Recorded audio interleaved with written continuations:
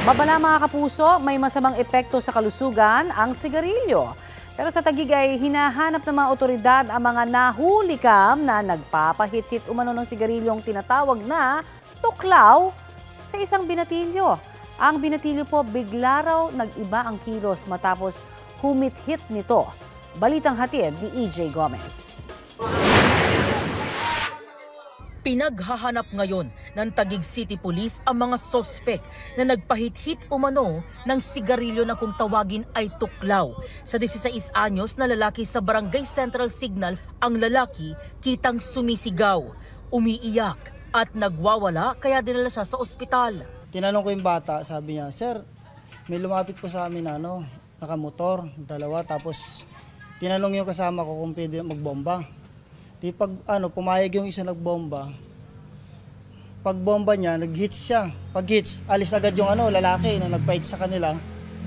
After 5 minutes po, yun, nangisay-ngisay na. Bumagsak na po sa sahig.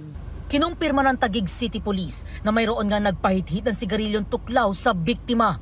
Sa pool sa CCTV ng Barangay Central Signal, ang dalawang lalaking sospek sakay ng motorsiklo. Nakita natin doon na meron ng dalawang lalaki na umapproach dito sa biktima natin. Casual lang sila nag-uusap, then yun na nga, parang pinapano siya ng sigarilyo, which is sabi tuklaw. Tsaka umalis yung dalawang unidentified pa rin natin. Posible raw na dayo lang sa lugar ang mga sospek. Tumangging humarap sa kamera ang 16 anyos na biktima na isang grade 11 student. Pero kwento niya, hindi raw niya kakilala ang dalawang lalaking lumapit sa kanya dito mismo sa aking kinatatayuan. Pinilit lang daw siyang humit-hit ng sinasabing tuklaw.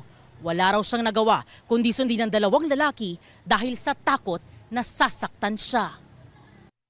Hustisya ang hiling ng mga magulang ng biktima na residente ng Barangay Hagonoy.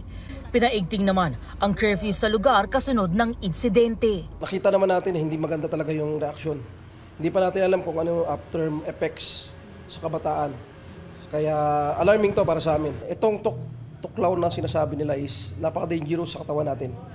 Kasi ito, mataas yung nicotine na inilalabas nito. EJ Gomez, nagbabalita para sa GMA Integrated News.